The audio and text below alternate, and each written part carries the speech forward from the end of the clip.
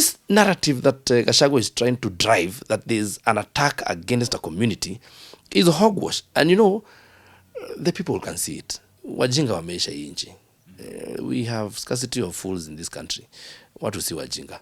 So they can see through him. They can see through the narrative. And that's why you see, over time, given a microphone, he has just cannibalized himself.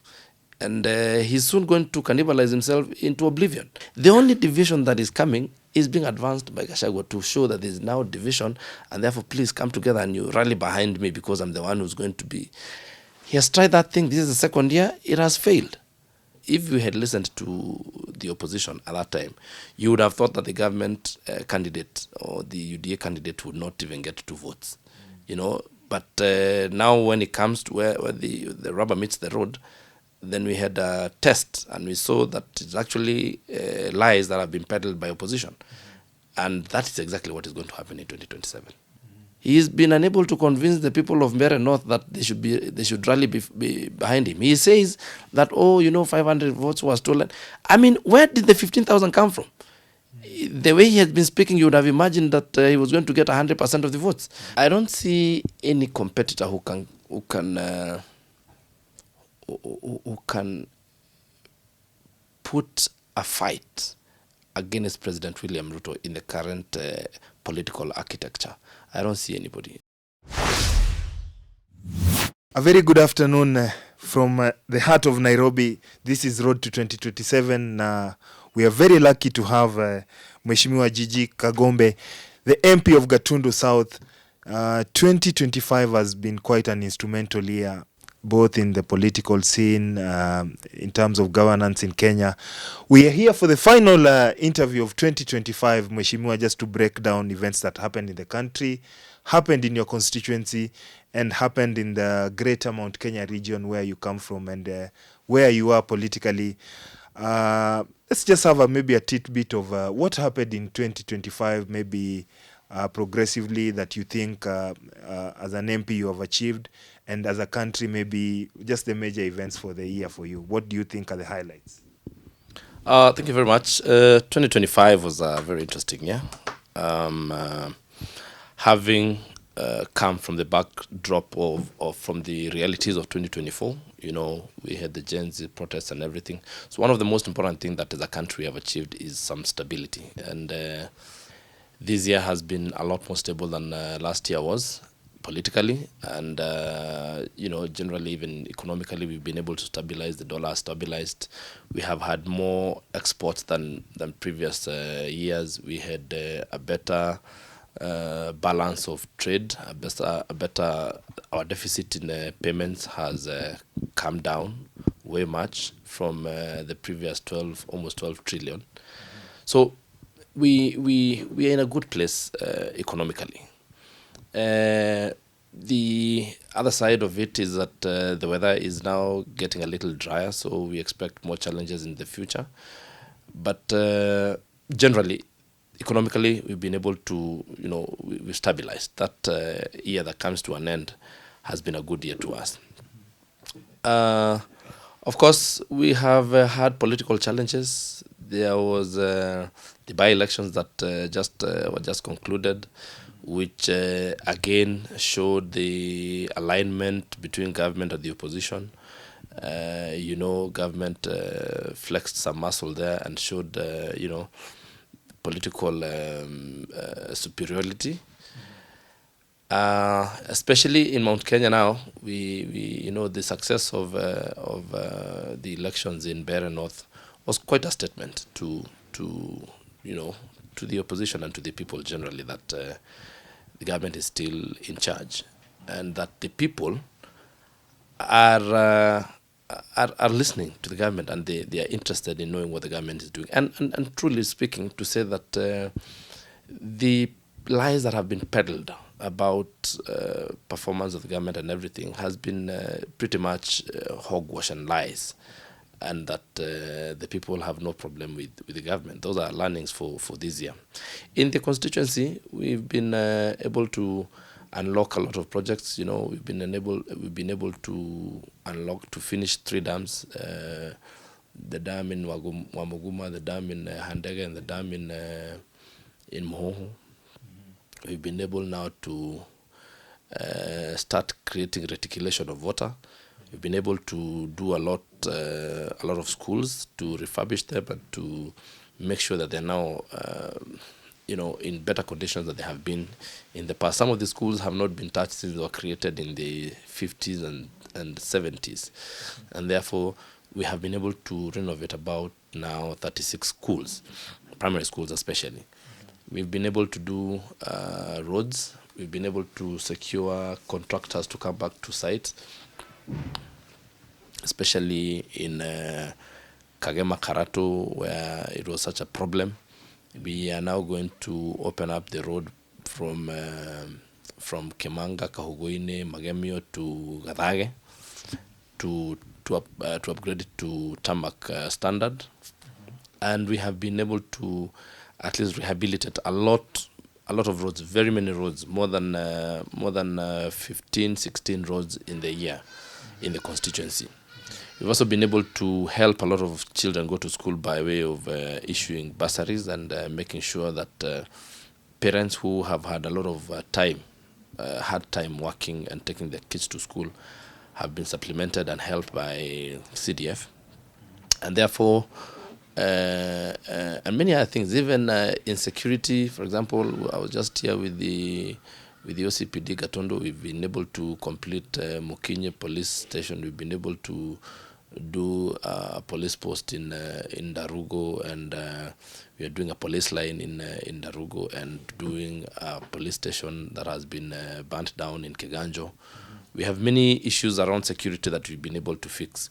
We've been able to make sure that there was a lot of theft in the past of farm produce, avocado, arrowroots, cows, and everything. And we've been able now to contain that and create an environment where a lot of people are able to continue with their business and their economic activities without issues of security. So it's been pretty much a good year, and we look forward to an even better year in 2026. Yeah. Mheshimiwa, you've at least broken down the issues that happened in 2025. You started by mentioning the issue of political stability, obviously coming from the backdrop of the 2024 Gen Z protest. And I think this year was quite significant in terms of, I know political stability affects a lot of how the economy performs, how Kenyans perform either on their businesses or in their daily activities at work. So from your rating, I know you could be biased about this because you're obviously government aligned, but from your basis, do you think 2025 has been a better year compared to the previous year, that is for this regime, 2023 and 2022, when the first year this regime was in power? I think 2023 was definitely a very good year for the government and for the country. And of course, 2024, things went haywire, and we had a lot of protests and a lot of noise and a lot of instability. But 2025 has generally been a good year, and I think the government has been able to achieve a lot of things in 2025 because we did. This is a year that the government has been able to launch a lot of housing projects, especially within Kiambu markets. Some of those things we have been able to do in Gatondo. We have now done some markets. We've done a market in Kiamwangi at a place called Mutemuomo, and we're doing another market in Mondoro, another market in Gadage, and generally that has been the trend within the Kiambu County and also in the country. So this year, the government has been able to deploy a lot of housing projects that have employed a lot of young people. We've been able to stabilize SHA, been able to get a lot of savings from national savings in NSSF. And generally, the most important thing is to quell political instability. You can imagine if we had the chaos that informed most of or that prevailed in 2024, then a lot of these things would not have been achieved this year. But I think 2025 was a pretty good year for the because you see, macroeconomics is not something that changes overnight. So a lot of benefits that will be realized that accrue from this year will be realized in the future, from 2026, 2027, and going forward, because things like housing projects that have started, they will take quite some time to be finished. But once they are finished, then the effects will be seen in the country, and the people will know and will feel the effects of what we've been able to do in 2025. Mm-hmm. Yeah. Mheshimiwa, a very major phenomenon happened in 2025. That was the loss of the death of Right Honorable Raila Odinga, former Prime Minister. May his soul rest in peace. I don't know what do you remember Raila Odinga for, and what do you think his death will affect Kenya? I know, being such a significant leader or figure for almost the last 3 or 4 decades, I would say, his death would quite be have far-reaching effects, both politically, economically, or such things. How would you remember him? Let's take it from there. First of all, we're still mourning the death of Right Honorable Raila Odinga, because he was a luminary in this country. He was a stalwart in the Kenyan politics, and we shall forever remember him for the contribution that he made towards the democratic space that we now enjoy. You know, Raila Odinga was very, very, very instrumental to the making of the constitution that we now enjoy, the Constitution of Kenya 2010. And I remember when we were at the university from 2003 all the way to 2010 before we got that constitution. And you know, by the way, his agitation for changes, including the removal of Section 2A of the Constitution in 1990, of the older Constitution in 1992. I mean, Baba has left a very remarkable, footprint in the Kenyan politics. I mean, even now, the architecture of government currently, as is, the creation of Senate, the creation of devolution, especially, is all the fruits of what Baba was able to achieve in this country. Most recently, Baba will be remembered for bringing stability to the country. I mean, when things really went south in the country, Baba was always there to say, please, let's have dialogue, let's talk. We've not even finished actualizing NADCO report. NADCO report is a fruit of Baba's work. Therefore, I think if we were to sing praises and look at the contributions of Raila Odinga to the democratic space in this country, we would be here an entire day and we will still not finish, giving accolades to Raila, to the late Raila Amolo Odinga. But most importantly is that, especially in Nairobi, we have been able to coexist despite our political differences and everything, and ethnicities, because we have now a proper constitution that runs us. This country, if you remember some years back, there's a time we have had,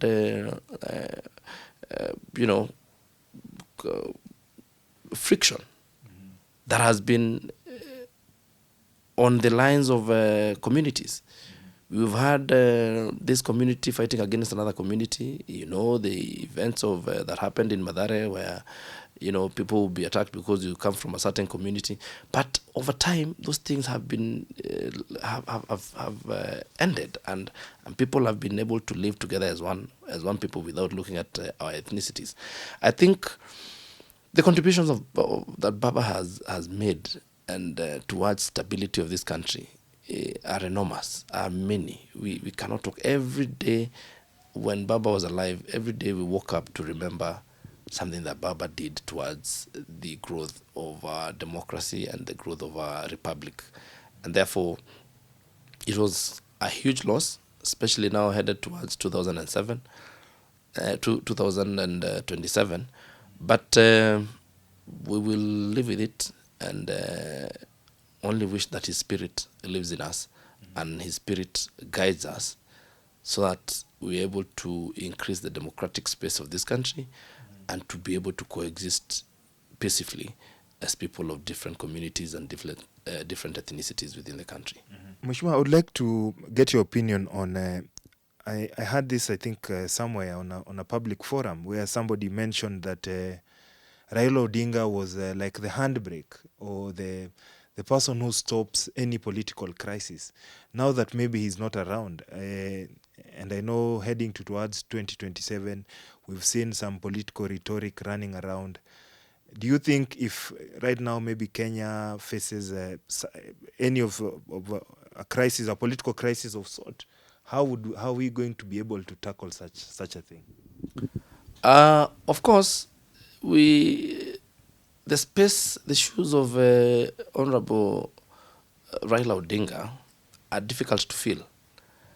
The power he enjoyed and the audience that he was given by Kenyans, they would listen to him, and so it's difficult to fill those shoes, especially because we have in this country over time created a very huge deficit in trust between the people and governments, and it's not just this government; it's successive governments that have been a little removed from realities of the people, and therefore trust deficit has increased. He used to enjoy some space where he would be heard because he would seem to be speaking for the people who are downtrodden, and the people, when the people felt like the government was against them, then Raila Odinga would come there. So as it is now, it's going to be a little difficult, but somehow communities find a way of resetting themselves. So I do not anticipate, crisis that will be untenable or crisis that will be unable to solve as a country. But I'll tell you that where you would have needed, where Baba would have needed to put effort, now we will need to put maybe double the effort to quell situations when they come. But all the same, I do not foresee a situation where the country will be unable to proceed, or people will be unable to coexist with each other. Only that we will need a lot more effort than would have put, or Baba would have put, to put people together. Mheshimiwa, you as well represent a very senior citizen, retired President Uhuru Kenyatta. You are he's your constituent actually. Do you think he still has a role in both Kenyan politics or the stability of Kenya in terms of how he influences it, or how what role he plays going forward? I know he has not been entirely retired either politically. Some are speculating that he's been pulling strings behind the scenes. But do you think he still has a role in terms of Kenyan politics, either as a senior citizen, as a statesperson? First of all, any retired president who is alive in any country is a powerful person. Is a man whose word would be listened to. But I like what I've seen in the recent past when President Uhuru Kenyatta has, taken a back seat and let, politics take its course. Unlike previously in 2022, 2023, when he was a lot more politically involved, I find that he has taken a back seat in the year 2025 and the year 2024.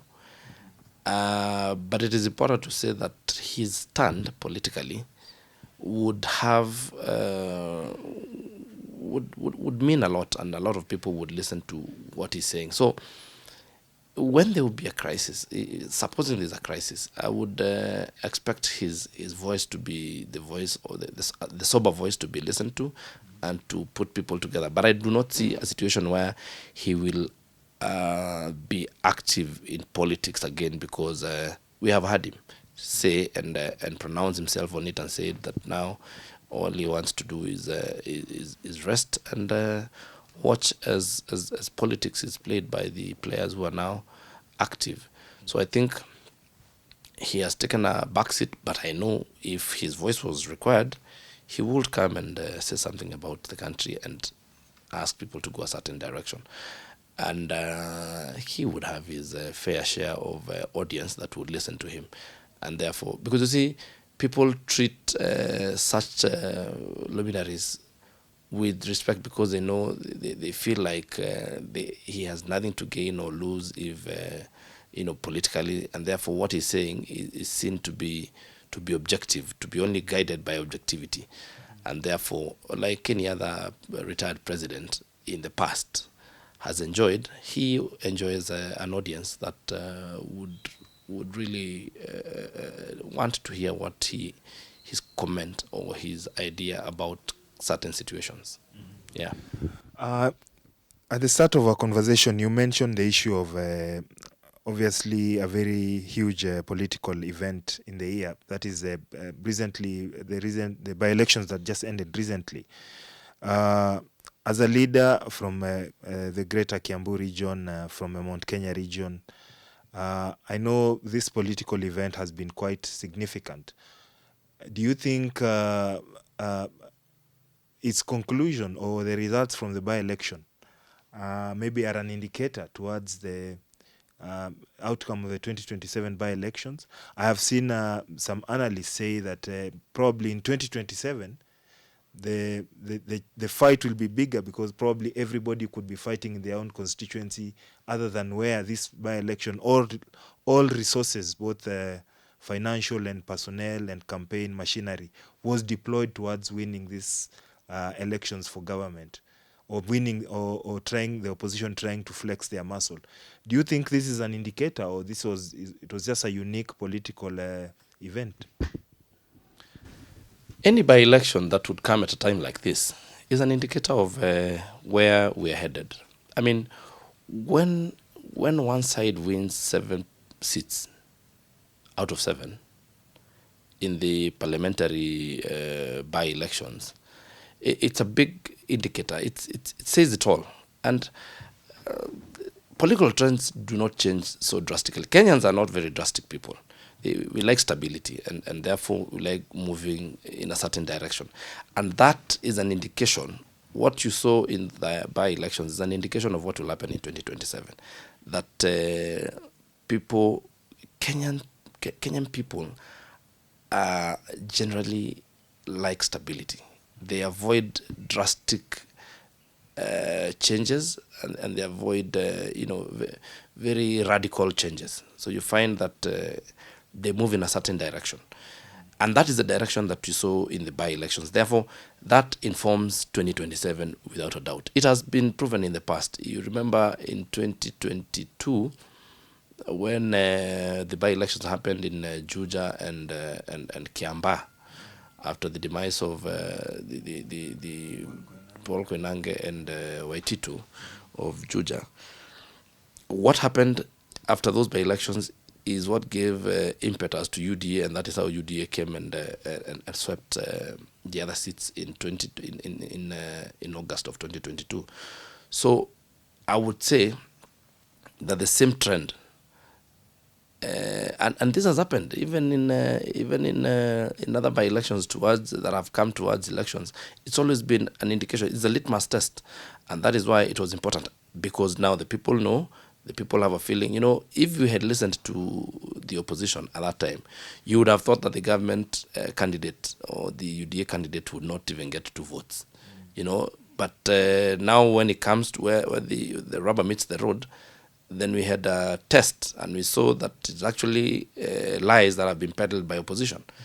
And that is exactly what is going to happen in 2027. Sparking from these by-elections, This week we have seen rhetoric emerging of about the issue of being a Mount Kenya West, a Mount Kenya East. Historically, we've known the Mount Kenya people voting as one bloc, speaking in one political message. In the last general election, they even defied one of their most formidable sons to vote for President William Ruto. Why this rhetoric right now? Why Mount Kenya West? Why Mount Kenya East?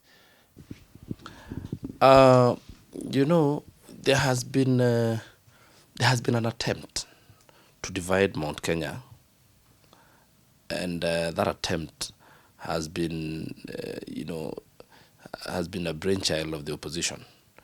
That attempt to say that now we have Mount Kenya East and Mount Kenya West, and that we could have different political ideologies, cannot succeed. We are one people.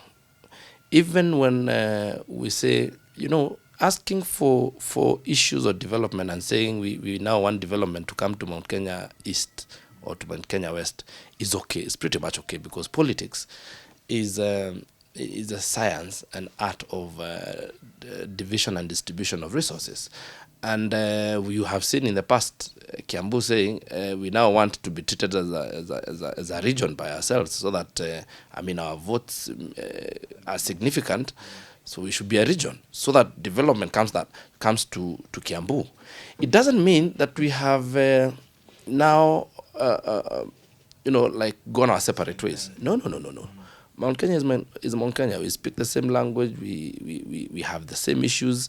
We have we have the same needs. We are all farmers. We rely on agriculture. So we are one people. And clamor for recognition, whether it's a constituency, whether it's a ward, whether it's a county, whether it's a region, whatever it is, clamor for recognition, political recognition, cannot be suppressed. It must be supported. But that doesn't mean, even now, we are one country, but we have many regions. We have Luo Nyanza, we have the Greater Nyanza, we have Western, we have Eastern, we have Northeastern, and everybody pulls from their side. When we want a road, we say we want this road to come to Rift Valley. We want schools to be built in Rift Valley. We want schools to... It's the same thing. When I come from Kiambu, I say, first of all, I come from Kiambu. I come from Kenya, but first from Kiambu. Or first from Gatundu, then Kiambu, and then Kenya. So clamor for political recognition and therefore economic recognition and economic benefit is the actual politics. It's politics 101. It is just about division of resources and distribution.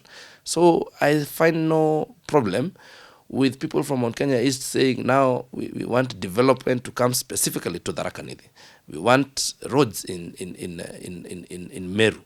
We want roads or we want development in Embu. There is nothing wrong with that, absolutely. That should not be misconstrued to say that we have divorced as a people. No. We are together. We are only asking for, this is only clamor for development and for political recognition. I've heard some of the leaders, and mostly from the opposition, saying this Mount Kenya East, Mount Kenya West issue is actually being pushed by the state or by President William Ruto. He's actually borrowing from the Daniel Arap Moi playbook in the 90s, where he managed to split the Mount Kenya votes between Kenneth Matiba and Mwai Kibaki, and that is why probably he emerged a winner. Do you think you agree or disagree with that? First of all, the division in 1992 between former President Kibaki and the late Stanley Matiba was not about East and West. They are both from West. You may want to know that Matiba was from Keharu, which is in Murang'a, and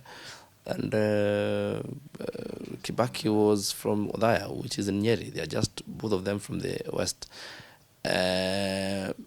The issue of division is being pressed by Gachagua. He's the one who's pushing that agenda.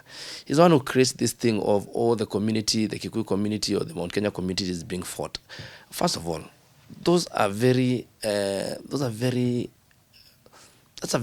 old way of doing politics. Because in this country now, if you look at factors of production, if you look at the distribution of resources, I mean, we have devolution. So you can't say that you will only pay money to counties that do not have Kikuyus. First of all, as a community, we are everywhere. We are in Nairobi, we are in Kisumu, we are in Mombasa, we are everywhere. So you cannot now, it is not possible to attack a certain community because, I mean, everybody is a farmer. If our economic activities, there is no economic activity that is unique to a certain community. I mean, not unless things like fishing, where it only happens within a lake, and even in that business, the people who take the fish and then any other such resources is everyone, is every community.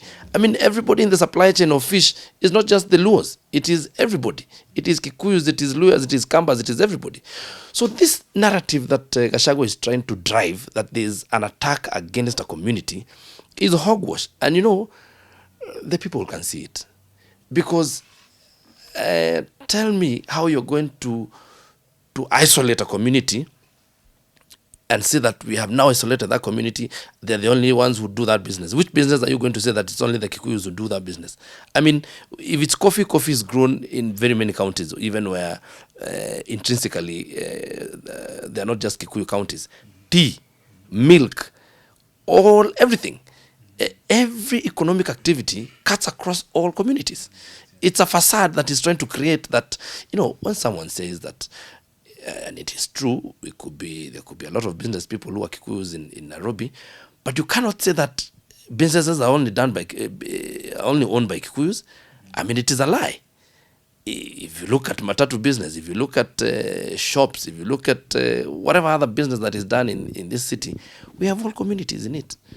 Because if I have a shop, that shop helps me as a proprietor, but it also helps the people who buy from me, the people who are employed, the people who supply me. It's a whole, the people who transport goods that have come from my shop. It's a whole ecosystem. And therefore, everybody within that ecosystem, I mean, when you start a pharmacy, you benefit, but also the patients who come to buy from that pharmacy benefit. The supplier of that medicine benefits. So it's a facade that Rigathi Gachagua wants to advance, and would be very foolish to fall for it. And I don't think Kenyans or the people from Mount Kenya would fall for such gimmicks. Wajinga wameisha hii nchi. We have scarcity of fools in this country. What to see Wajinga? So they can see through him. They can see through the narrative, and that's why you see over time, given a microphone, he has just cannibalized himself. And he's soon going to cannibalize himself into oblivion. And that will be it. Therefore, I would say there is no attempt whatsoever to divide the people of Mount Kenya. When we started the clamor for Kiambu region to be recognized as such, people say the same thing. Government is now coming to divide Mount Kenya. Now they want to divide Kiambu from... No. We're just saying we want development to come and to follow us, period. And so there's no the only division that is coming is being advanced by Gachagua to show that there's now division, and therefore please come together and you rally behind me because I'm the one who's going to be. He has tried that thing. This is the second year. It has failed. He's been unable to convince the people of Mbeere North that they should rally be behind him. He says that 500 votes were stolen. I mean, where did the 15,000 come from? The way he had been speaking, you would have imagined that he was going to get 100% of the votes. But people can tell that this man is beating drums of war. And therefore, people avoid such rhetoric. So do not fall for such, and I do not think any Kenyan would fall for such. We are way beyond. This is 2025. This is the year 2025. We are going to 2026. That is politics that used to be done, to be practiced in the 60s. It has no space. It has no place in the Kenyan modern society. Mheshimiwa, going from the information you're giving and looking at the upcoming elections, the 2027 general elections, and mostly at the presidential level, what is this thing that probably you think would block President William Ruto from getting a second term? Or do you think this is just going to be a smooth ride all over? There's no competition. As he says, after, for example, Raila Odinga's death, because he was obviously a political giant, it is going to be a smooth ride for him. Do you think it is so? I don't see any competitor who can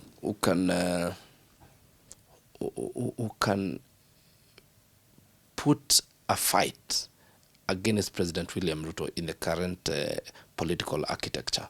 I don't see anybody. I don't see anybody who can match the political might and the political acumen of President William Ruto. And like I've told you, Kenyans love stability, and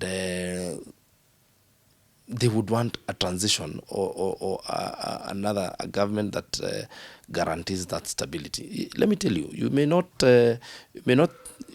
think it to be true, but faced with a very radical shift that would probably say that we move to this side and proceed, and things are going to be, I don't know how, and a slow, smooth political transition, Kenyans would prefer the less radical route, and that would be to stick with President William Ruto. And that is what is going to happen in 2027.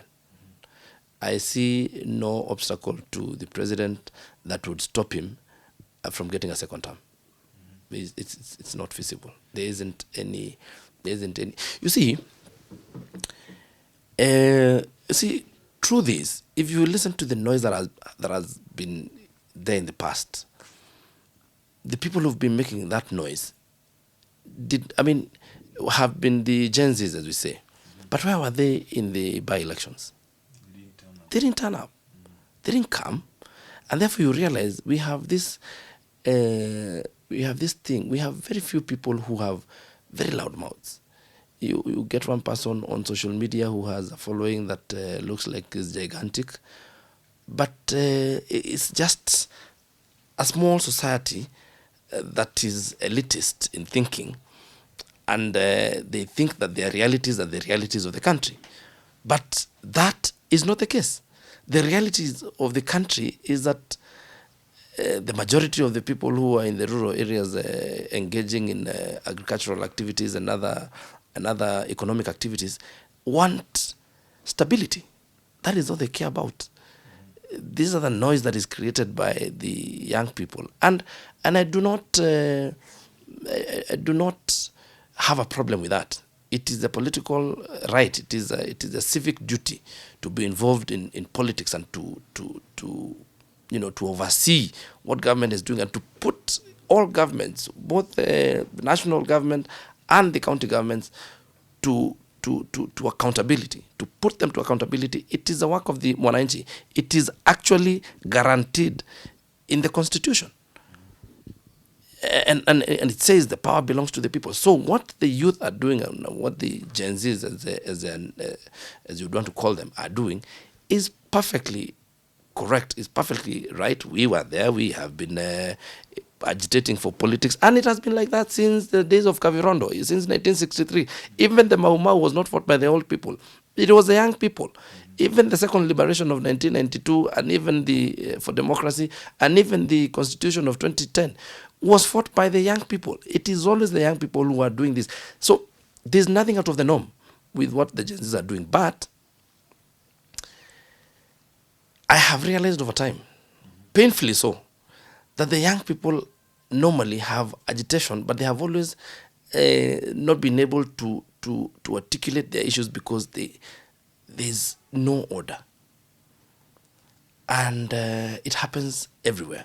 So even this time, the clamor for one term and all those things and the change of government and everything will be there, but the people who have who really have a lot to lose economically will choose the smoother way. That is what is going to happen in 2027.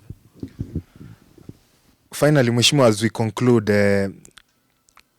Obviously, you're saying President Ruto is obviously going to be re-elected in 2027. Given that state, given the opinion of that is what you think is going to happen. At this point, if you probably brushed shoulders with, say, the opposition leaders, Rigathi Gachagua, Kalonzo Musyoka, Fred Matiang'i, and others somewhere, what is the best advice you'd give them right now with the political situation? I would advise them to keep doing what they're doing. We wouldn't want a government without opposition.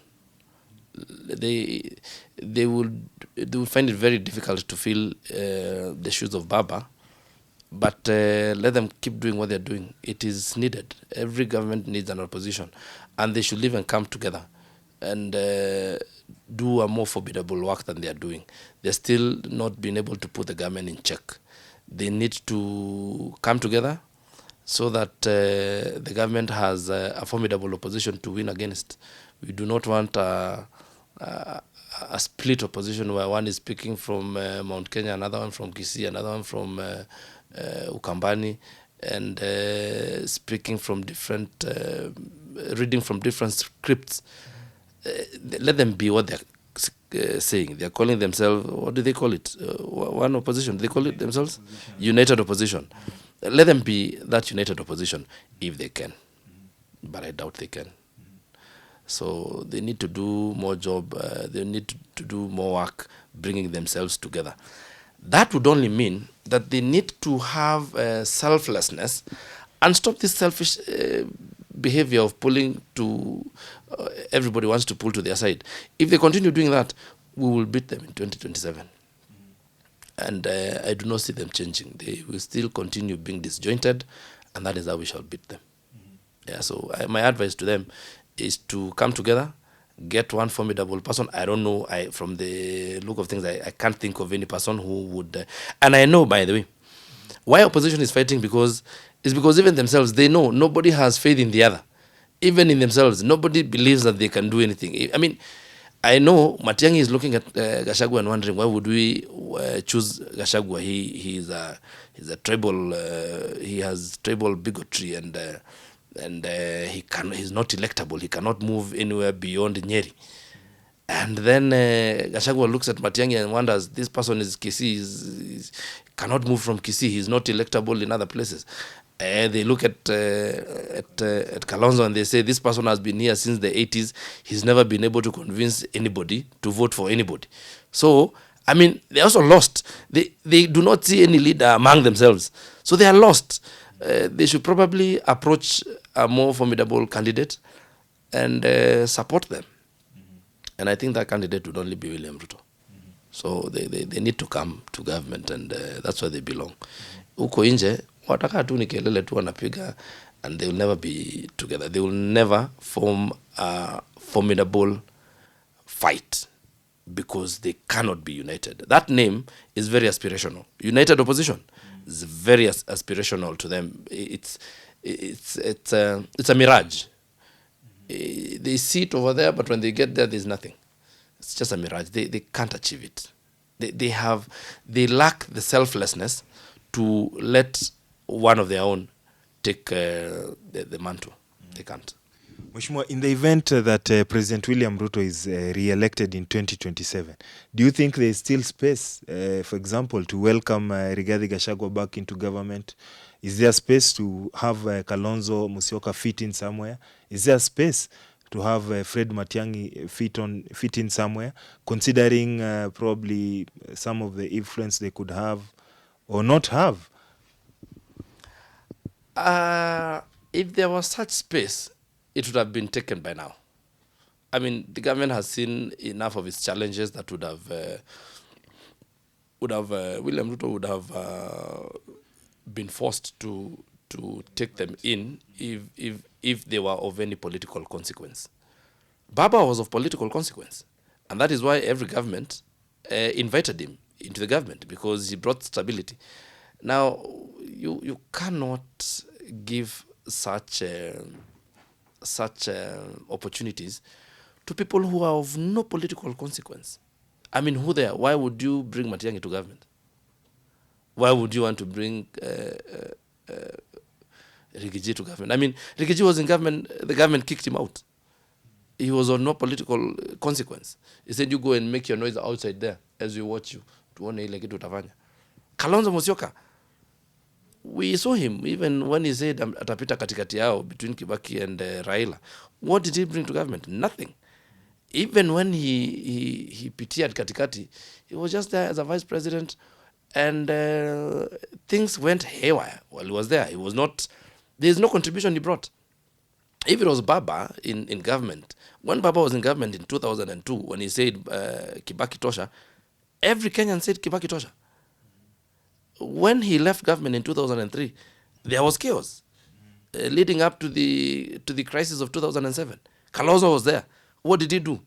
He was of no political consequence. He was younger. He was more vibrant. Now he's older. His head is bald. He insists on keeping hair that he doesn't have. And now he's older. We have a generation that doesn't even recognize him. Look at Gachagua. He's in his 70s. You know, they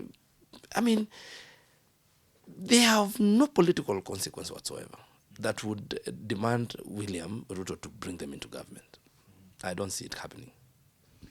Mheshimiwa, let's end it at I think I forgot to mention this. Over the weekend, we saw some political activity at the neighboring constituency from where you come from, and we've seen Kiambu politics has been quite simmering. I don't know, what do you have to say about that? Then we'll conclude with you addressing your Kenyans and your constituents.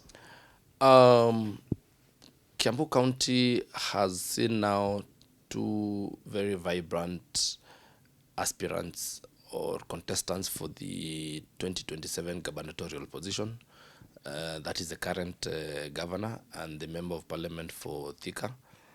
And I think because of the existing circumstances, then the politics has taken shape. The lines are drawn, battle lines are drawn, and when we have two opponents sharing the same podium, those are things that are expected. Yeah, and it is what you saw now in Gatundu North over the weekend. It is just two opponents angling for one seat that happen to be on the same podium. Those are things that you would expect, and the best candidates will win. And I see. I mean, you see, I foresee one of the candidates not being in the government. I see there will be realignments towards 2027. There are people who will move to other parties, just like there were realignments in 2022. You saw the governor for Kiambu moved from Jubilee to UDA the last few days towards the end, the closure of towards the elections. And I see the same happening. So battle lines will be drawn, and we will get a governor who is elected by the people of Kiambu. Do you have anyone you think you would put your weight on? I am personally not vying for the gubernatorial seat, but I would bet, the way I'm looking at things, I would see the Thika member of parliament is getting popularity, and but there's still a whole 20 months to go. So the people of Kiambu will speak. Thank you very much, Mheshimiwa, for your time. Let's just conclude by you addressing Kenyans in general, members of your constituency, and just probably you could highlight to us events that probably we could watch out for coming up in 2026, and obviously it will be a few months or a year to the elections. I would want to wish all Kenyans a Merry Christmas and happy festivities and a very prosperous new year 2026, especially members from the constituency, members from Gatundu South. I wish them well. I wish them happy festivities and a very happy 2026. 2026 is going to be a very vibrant year politically, economically, and most importantly, we'll be now getting into the advent of grade 10 joining school. I know there are a lot of uncertainties, but I am certain we will we will find our way somehow. And the confusion that has been created by the change of grades, just like it happened in 1989, is going to affect parents. They will be running helter-skelter, but we will find the true north. And I know Kenya is a resilient country, and we shall move forward, and the country shall be stable, and we shall prosper. I wish everybody a happy 2026. Thank you very much. Thank you very much, Mheshimiwa. That has been Road to 2026 on Sauti TV. Thank you for watching.